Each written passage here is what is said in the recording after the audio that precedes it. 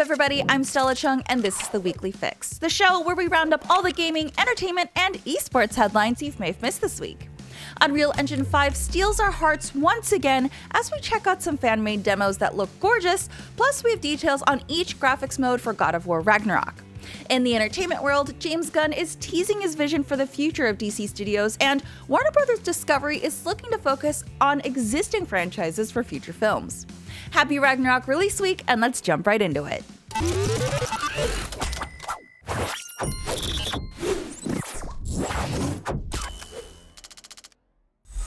Aside from Fortnite and a couple of low-profile free-to-play efforts, there aren't many games running on Unreal Engine 5 that have actually been released at this point.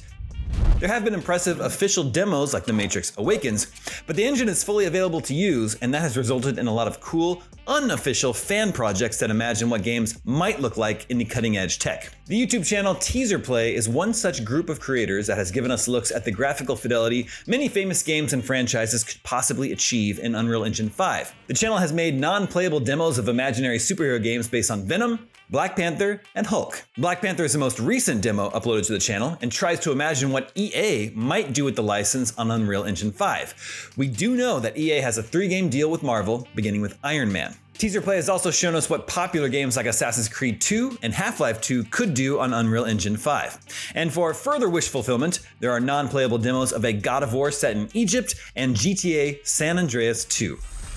While we wait for official Unreal Engine 5 games, demos like these make us excited for what's possible, but also a little disappointed that most of these will never, ever be made reality. Moving on, November's new PlayStation Plus games are available to download now. Those offerings include Nioh 2, LEGO Harry Potter Collection, and Heavenly Bodies. Nioh 2 is the Souls-like sequel released in 2020 that thrusts the player into the supernatural world of Japanese legend. We gave it a 9 out of 10. LEGO Harry Potter Collection puts 2 classic brick building and breaking games into one package, letting players journey through every year of Hogwarts as Harry Potter and friends and foes. And Heavenly Bodies flings players into space as they try to make their way through physics-based scenarios either alone or with a friend in local co-op. Once again, all 3 of these games are available to download now for PlayStation Plus subscribers of all 3 tiers. God of War Ragnarok's reviews are live, and spoilers, it's good. Like, really good. Before you go tearing into Norse mythology with Kratos and the boy on day 1, make sure you've selected the right graphic settings to match your playstyle. Via Twitter, Sony Santa Monica shared a graphic highlighting the different graphic settings you can choose from across both the PS5 and PS4 versions of the game. If you're playing on a PS4 Pro, you get to choose between performance and quality modes, with performance running at an unlocked 30 FPS with a resolution anywhere between 1080p and 1656p. Standard PS4 players will get just one mode standard, with the game targeting 30 FPS at 1080p. Got a PlayStation 5? Well, you've got 6 different graphic settings to play with. Let's start with the 2 most basic ones. PS5 Performance Mode targets 60 FPS at 1440p to 2160p resolution, and Quality Mode locks you in at 30 FPS but at a native 4K resolution. If you really want to push your PS5, you can also choose Performance Plus High Frame Rate, which locks you at 1440p but with an unlocked 60 FPS. Quality Plus High Frame Rate targets 40 sec but a resolution between 1800p and 2160p. And if you bought a fancy 4K TV or gaming monitor with a high refresh rate, there are 2 more modes. Performance Plus HFR Plus Variable Refresh Rate. This gets you 1440p resolution and unlocked 60 FPS. Quality Plus HFR Plus VRR runs at an unlocked 40 FPS and a resolution between 1800p and 2160p. Did you get all of that? Whew. How are you going to play God of War Ragnarok? Performance mode or quality mode? Discuss in the comments. Moving on, Electronic Arts has reiterated that a major IP will be released before April 2023. But what could it be? Maybe Star Wars Jedi Survivor? Via EA's Q2 FY 2023 results slideshow, EA has listed the games it expects to release before the end of the fiscal year 2023, which ends on March 31st. There are a few already announced games like the Dead Space remake and Wild Hearts, but one mysterious game was only listed as major IP. We know Jedi Survivor has been in development for years and was officially announced at Star Wars Celebration 2022 with a 2023 release window. EA has a bunch of other projects in various stages of development, including new Mass Effect, Dragon Age, and Marvel games, but Jedi Survivor is the one that's furthest along, and their original release window of 2023 seems to support that this Star Wars sequel is that mystery major IP game. 2023 isn't that far away, so hopefully we'll get our hands on Jedi Survivor soon. Christmas is coming early, as Sony has announced what's coming to the PlayStation Plus game catalog this month, and there are some pretty epic titles. Rolling out to the subscription service on November 15th is the critically acclaimed open-world RPG, The Elder Scrolls V Skyrim Special Edition for PlayStation 4 and PlayStation 5 consoles. So if you somehow missed this game on the 27 other platforms it's been released for, here's your chance to check it out.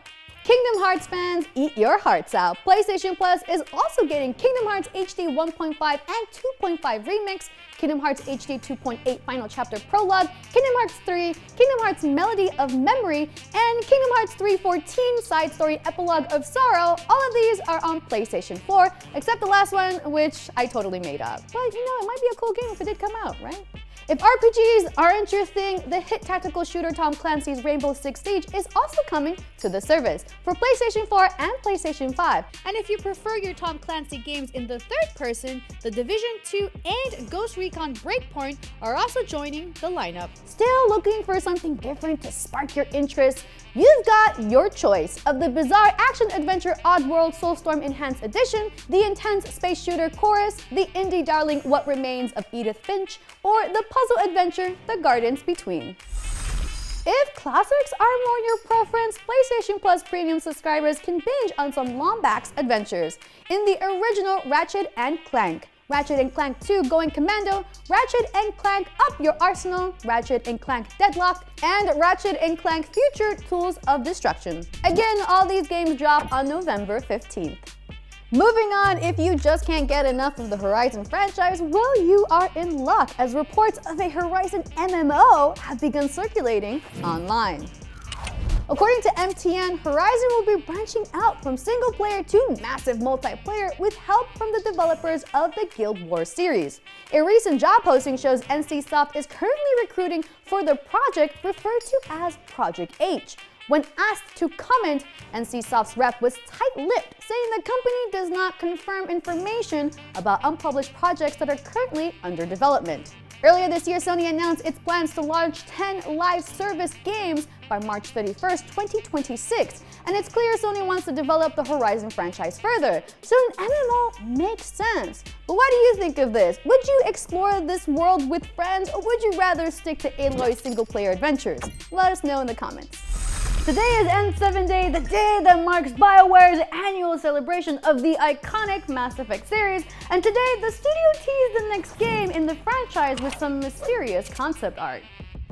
BioWare posted a video on their official Twitter account of the concept art, which shows a massive relay being built, or rebuilt, alongside text that reads, quote, "Happy #N7Day from across the stars. We found this interesting footage. You may want to magnify glass emoji a bit more closely. By doing so, you can see the text reads, Vacuum Dock Relay Construction Record, monitoring station operated by Green Dagger Ltd, property of Deep Space Doe Sav, ship captain sub Nav Arch, Sol Ra Zillion Jones. Interesting. Mike Gamble, the project director of the next Mass Effect, shared a few words to fans, stating, quote, "I can say with certainty that we're in this because of you, and every N7 Day is a wonderful reminder of that. As we look forward, each week is a fun and exciting challenge for the team. We love bringing this universe to life, and although there's much more we want to share with you, that'll have to be for another time. For now, there is something we want you to have a look at. We've intercepted some strange footage from one of the monitoring stations in known space. It could be nothing, but..." Considering the footage can be downloaded in higher definition and Nav Arch in ancient Greek means, quote, "the commander of a fleet," we can deduce there is more to this post. We will keep you updated once we figure it out, but in the meantime, if you picked up on any clues or you have some thoughts about where the Mass Effect franchise can go next, sound off in the comments. Moving on, we may have details on just how long the highly anticipated Final Fantasy XVI will remain a PlayStation 5 exclusive title. The official PlayStation Twitter account posted a new ad for the PlayStation 5 DualSense wireless controller, which featured a brief disclaimer for the upcoming Final Fantasy XVI, stating, Final Fantasy XVI anticipated summer 2023, PlayStation 5 exclusive for 6 months. Now, while we've known Final Fantasy XVI was destined to release as a timed console exclusive for the PlayStation 5, it wasn't clear exactly for how long. Previously, PlayStation exclusive titles have been given varying timelines. Ghostwire Tokyo and Deathloop were 12-month timed exclusives, while Forspoken will be exclusively on the PlayStation 5 for 24 months. It is still yet to be revealed how long Xbox players will have to wait for Final Fantasy XVI, but a PC release is confirmed, even if we don't know just when it will happen. In a PlayStation 5 showcase back in September 2020, Square Enix's livestream included the words, quote, also available on PC, yet the official trailer uploaded after removed any mention of that version of the game. Square Enix has confirmed Final Fantasy XVI's development is about 95% complete, but there has yet to be any specific release date announced, so let's hope we at least get news of that by the end of the year. After securing the biggest opening weekend in franchise history, Call of Duty Modern Warfare 2 has crossed another milestone, becoming the fastest Call of Duty game to make $1 billion. Launched on October 28th, Modern Warfare 2 earned $1 billion in worldwide sales in its first 10 days. The previous franchise best was held by 2012's Call of Duty Black Ops 2, which took 15 days to hit the $1 billion mark. Modern Warfare 2's rocket-powered opening was apparent after its first weekend when it brought in $800 million worldwide, passing 2011's Modern Warfare 3 for the biggest first weekend in Call of Duty history.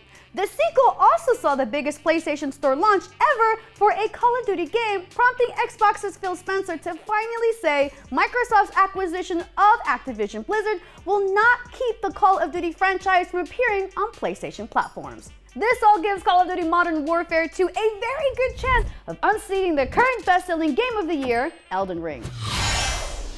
It's time to take a quick break. When we come back, Spider-Punk has been cast in Spider-Man Across the Spider-Verse, and we discuss what James Gunn announced as his game plan for DC Studios. See you in a bit. Welcome back. Warner Bros. Discovery has stated that the company is looking to focus on making more big franchise movies, such as Harry Potter or Superman.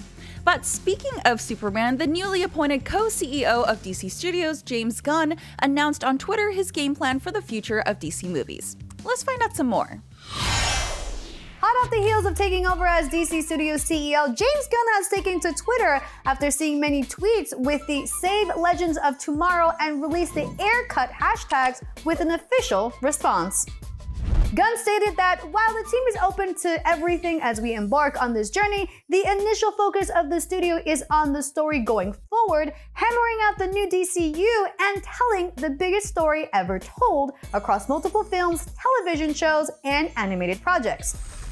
So while it doesn't sound like DC is closing the doors forever on bringing back the cancelled Legends of Tomorrow series or releasing the long-rumored director's cut of 2016's Suicide Squad, it does seem like they'll be predominantly focused on building towards the new and improved direction of the DCU instead. Gunn finished his thoughts by saying, "We invite all of the DC fandoms from across the multiverse and everyone else as well into this new universe. We can't wait to reveal more." Gunn is in charge of the creative side of DC Studios, and Peter Safran will handle the business side of the company. Gunn will still direct films as co-CEO, and the initial deal is expected to last at least 4 years. With Henry Cavill pulling away from his commitment to Netflix's Witcher series, presumably to focus on the new Superman movies instead, it seems we might not have to wait too long to see where the DCU's new direction might head next. Next up, to close out yesterday's Stranger Things Day, which is November 6th, the same day Will Byers first went missing in 1983, Netflix has revealed that the first episode of the 5th and final season of Stranger Things is called Chapter 1: The Crawl. Netflix posted the news on Twitter, and the title was shared on what appears to be the first page of the script for the first episode that will be written by the Duffer Brothers, the creators of Stranger Things. There were no further details revealed about this episode or season 5 as a whole, and we still have no indication as to when the final season will arrive on Netflix. The Duffer Brothers have previously shared that season 5 will likely be shorter than season 4, and that the series as a whole very well may have a Return of the King-ish ending. Hopefully, the trek to the finish line for Stranger Things fans will be more of a sprint than a crawl, despite the episode's title. But in the meantime, you'll at least have plenty of time to binge the whole series again while we wait for the finale.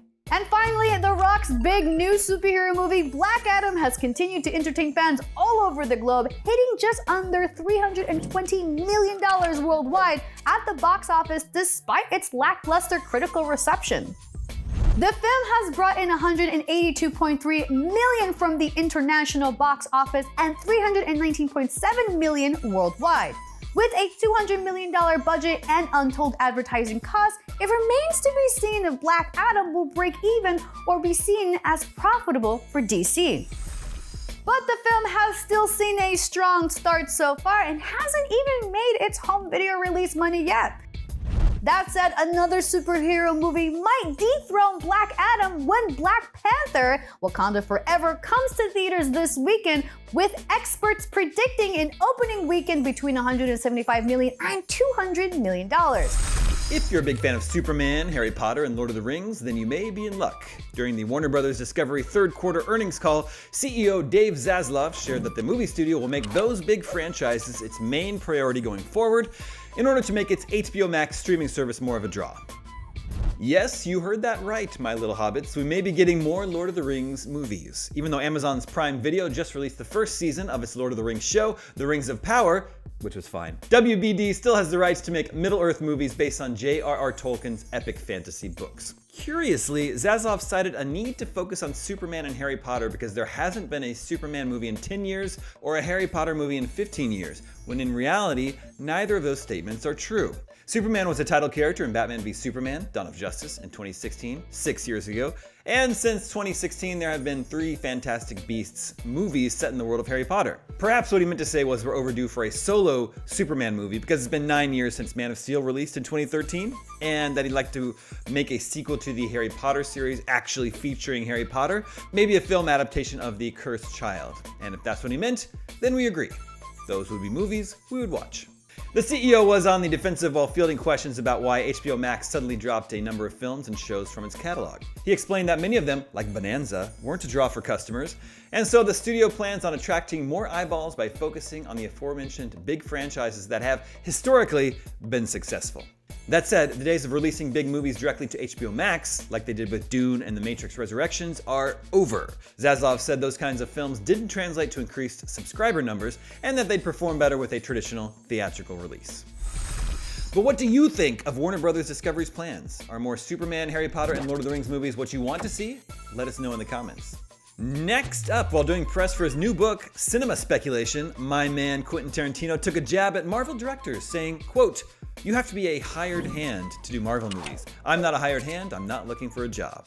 The films of the Marvel Cinematic Universe seem to be the favorite punching bag of veteran directors, with everyone from Martin Scorsese to Ridley Scott expressing their distaste for the superhero franchise that has been dominating Hollywood for over a decade. In his book, Tarantino compared the superhero movie boom to the surge of big studio movie musicals in the 60s, and he has hopes that eventually the popularity of superhero movies will fade like they once did. And to think, if only Sound of Music and West Side Story coexisted in an MCU, a musical cinematic universe, they'd still be around. Finally, some news that will make kaiju enthusiasts roar with delight. A new Godzilla movie from Japanese studio Toho is on the way. The news came on November 3rd, which marked the 68th anniversary of Godzilla's creation and is known as Godzilla Day. While we weren't given any details about the new film starring the King of Monsters, we did get a release date, November 3rd, 2023.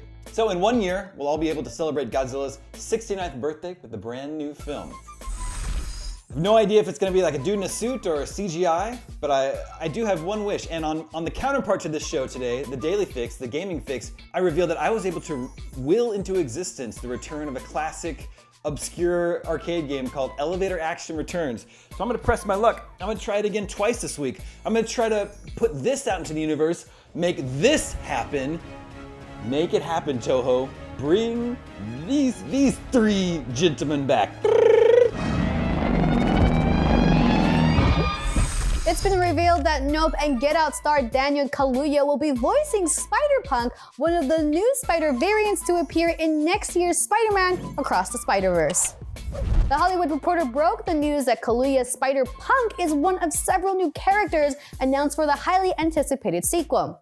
Other newcomers include Spider-Man 2099, voiced by Oscar Isaac, and Deep Cut villain The Spot, voiced by Jason Schwartzman.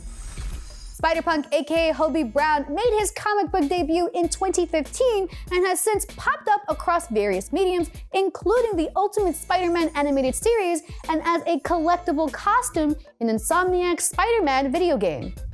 This isn't the first Marvel role for Kaluuya, who played W'Kabi in the first Black Panther film. But one question on a lot of fans' minds is how he'll approach Spider-Punk's voice. He's a New Yorker, like myself, in the comics, but he's had a Cockney accent in his previous animated appearances. You never guess it based on most of his film performances, but Kaluuya was born and raised in the UK, so it seems like Spider-Punk's accent could swing either way. Meanwhile, the John Wick universe is expanding with the upcoming film Ballerina, which will star Ana de Armas as another deadly assassin. And it sounds like we can expect John Wick himself to make an appearance in the film. Collider reports that Keanu Reeves has been spotted in Prague, where Ballerina is currently shooting. Like filming, not discharging firearms, though there's probably plenty of that too.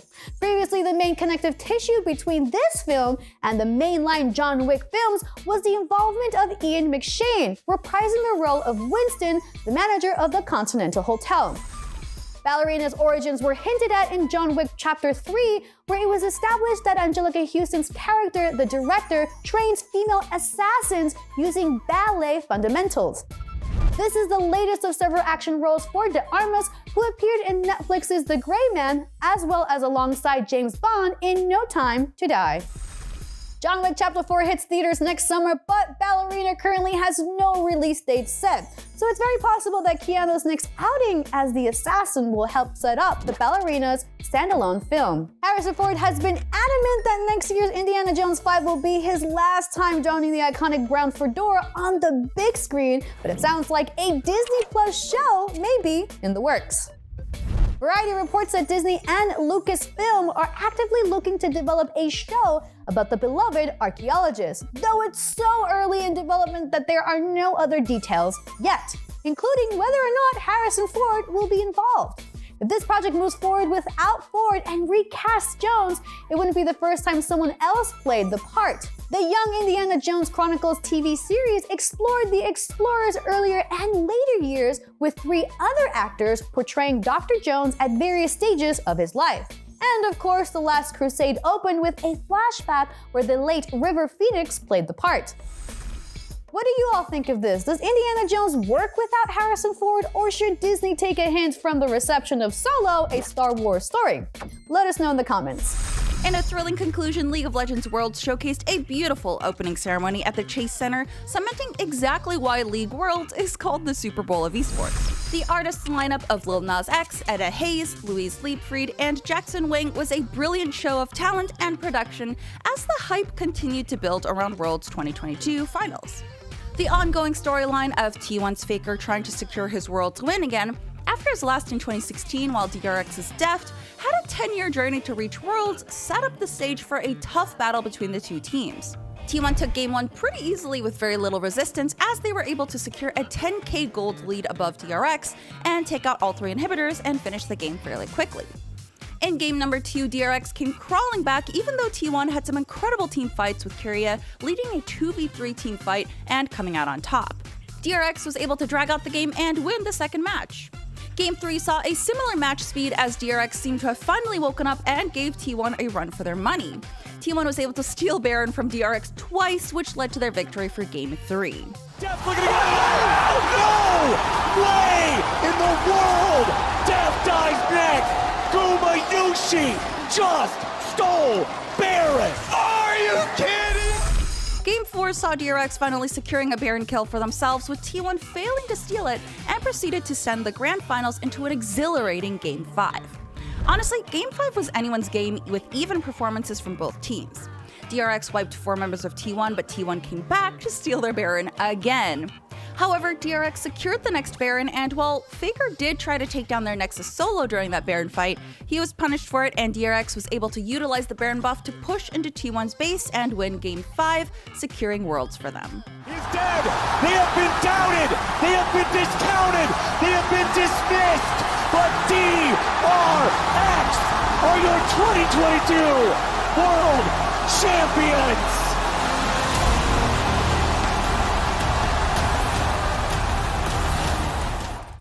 Worlds 2022 was an incredible story, rewarding the underdogs for giving the Behemoths T1 a nail-biting run in the finals, as DRX won 3-2 over the more experienced team.